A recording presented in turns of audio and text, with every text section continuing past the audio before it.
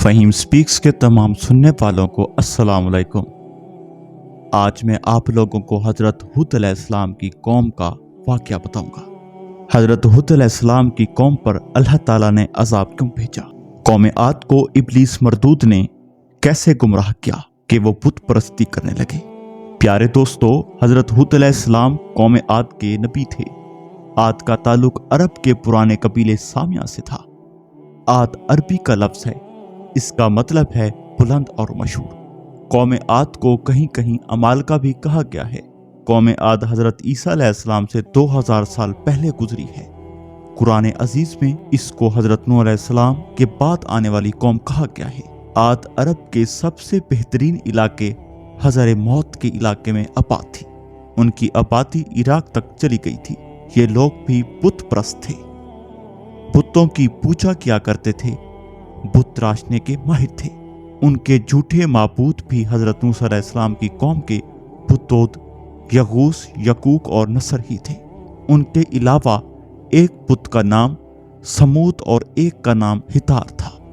कहा जाता है कि हज़रत नूह अलैहिस्सलाम की कौम के बुत तूफान की वजह से ज़मीन की तह में चले गए थे। इब्लीस मरदूत ने उनका पता लोगों को बताया।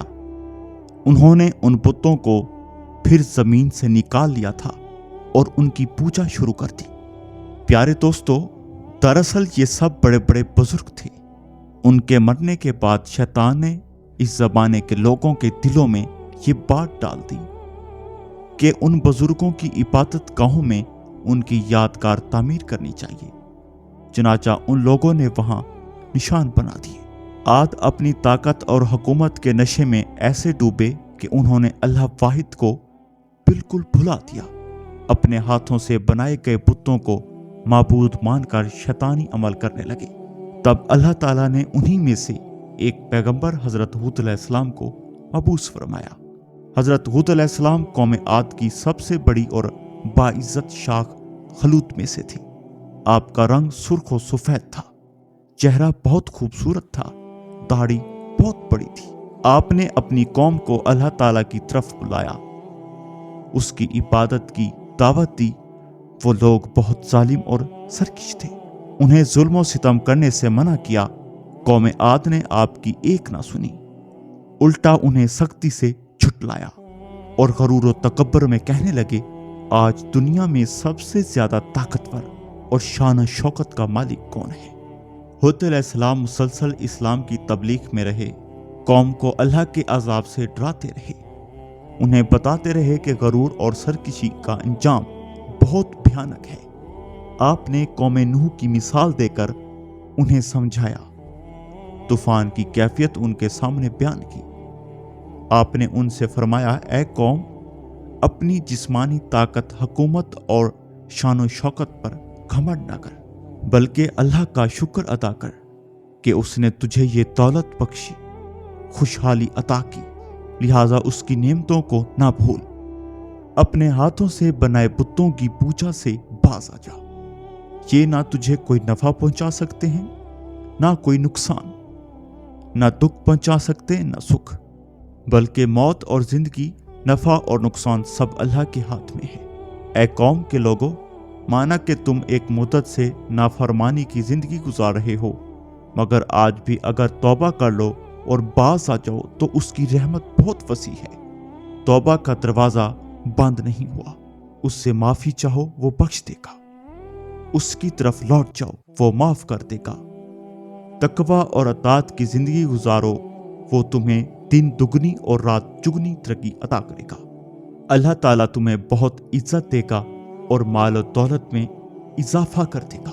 प्यारे दोस्तों, आप उन्हें तबलीग करने के साथ साथ ये भी फरमाते, मैं तुमसे किसी अजर और बदले का ख्वाहिशमंद नहीं, मेरा अजर तो अल्लाह ही के पास है। ये बात खास तौर पर अंबिया कराम से मुतालिक है। कोई अंबिया कराम ये ताना नहीं दे सकता कि वो दीन की तबलीग करके माल तलब करते थे या हुकूमत मांगते हैं। वो तो ना कौम से दौलत मांगते हैं, ना रियासत और ना इज्जत और ना कोई चीज। वो तो सिर्फ एक ही बात कहते हैं कि एक अल्लाह की इबादत करने वाले बन जाओ। हज़रत हूद अलैहिस्सलाम हज़रत नूह अलैहिस्सलाम की 5वीं नस्ल में साम की औलाद हैं। प्यारे दोस्तों, कौम आद के 13 खानदान थे। अमान से लेकर हजर मौत तक उनकी बस्तियां थीं। उनकी ज़मीनें सरसब्ज़ व शादाब थीं। उनमें हर किस्म के बागात थे। रहने के लिए बड़े बड़े शानदार महलात बनाते थे। बहुत कदर आवर लोग थे। अल्लाह ताला ने दुनिया की सारी नेमतें उन्हें अता की थी।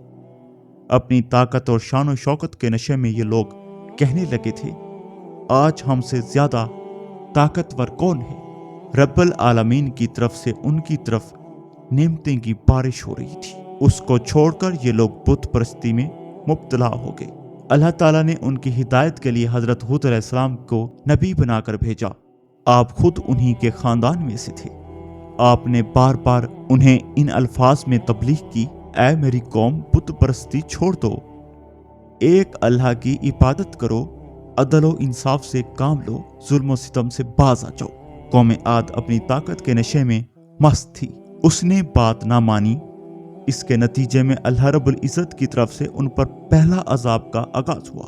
पहला अजाब ये था कि 3 साल तक उन पर बारिश ना हुई। उनकी जमीनें खुश्क होकर रेगिस्तान बन गईं और बागात जल गए। इस पर भी उन लोगों की सरकशी में कमी ना आई, शिर्क से बाज ना आए, बुत परस्ती ना छोड़ी। अब उन पर 8 दिन और 7 रातों तक शदीद किस्म की आंधी का तूफान आया। इस आंधी ने उनके रहे सहे बागात और महलात को भी जमीन में बिछा दिया। आंधी इस कदर शदीद थी कि उनके जानवर और वो खुद हवा में उड़ने लगे।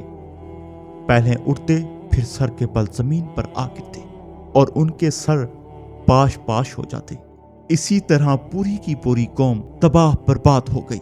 अल्लाह ताला का इरशाद हुआ, हमने झुटलाने वालों की नस्ल काट दी। मतलब ये कि चूंकि कौम आबाद पूरी की पूरी तबाह कर दी गई थी, इसलिए आइंदा इनकी नस्ल का सिलसिला खत्म हो गया। हजरत हूद अलैहिस्सलाम और उन पर ईमान लाने वालों ने अजाब के वक्त एक घेरदार जगह में पनाह ली थी। ये एक अजीब बात थी कि इस तूफानी हवा से बड़े बड़े महलात तो गिर गए, मगर उस घेरदार जगह में हवा मामूल के मुताबिक चलती रही। मेरे प्यारे दोस्तों, हूद अलैहिस्सलाम और उनके साथी इस जगह पर सकून अंदाज में बैठे रहे। उन्हें किसी किस्म की तकलीफ नहीं हुई। कौम के हलाक हो जाने के बाद ये लोग मक्का मुअज़्ज़मा में आ गए। कौम आद पर हवा का जो तूफान आया, उसका जिक्र अल्लाह ताला ने कुरान करीम में सूरह अल-हाका में यूं फरमाया, कौम आद एक सख्त आंधी से हलाक किए गए। वो उन पर 7 रातों और 8 दिन चलती रही।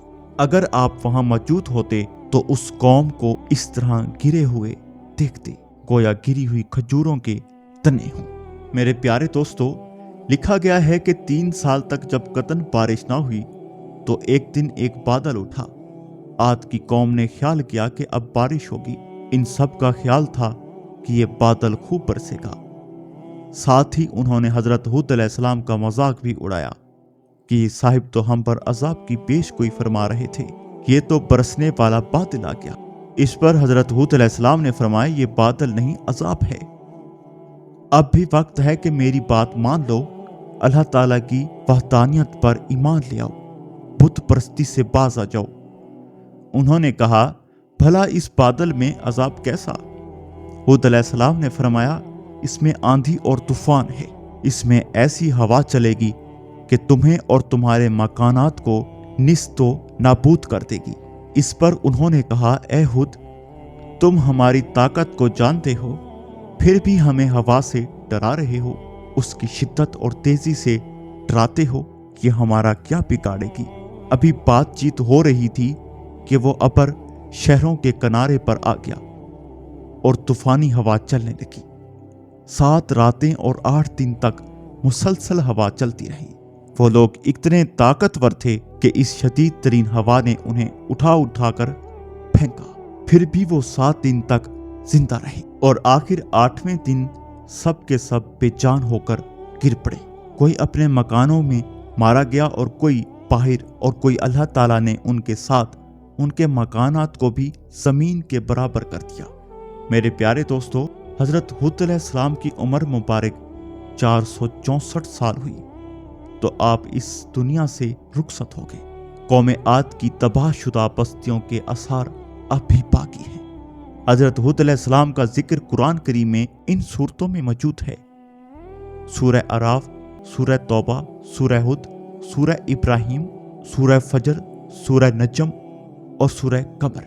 میرے پیارے دوستو، آپ لوگ سن چکے ہیں کہ حضرت ہود علیہ السلام کی قوم پر اللہ کا عذاب کیسے آیا۔ بس اللہ تعالی ہم سب کو نیک اعمال کرنے کی توفیق عطا فرمائے۔ امید ہے کہ آپ کو یہ ویڈیو پسند آئی ہوگی۔ تو ملتے ہیں اگلی ویڈیو میں، اپنا خیال رکھیے گا۔ اللہ حافظ۔